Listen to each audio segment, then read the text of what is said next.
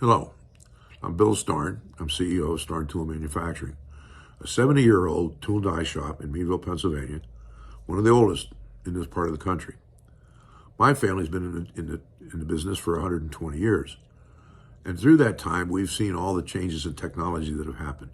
And now we have a place where we can go to see where it all came from.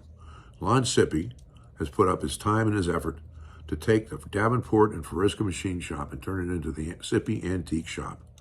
It's out on 198 out by Sagertown, and it's a wonderful tour. It's a place that just tells us so much about how our industry got started and what took place for it to be successful. Crawford Gives is a program that we're asking you to participate in so many different ways.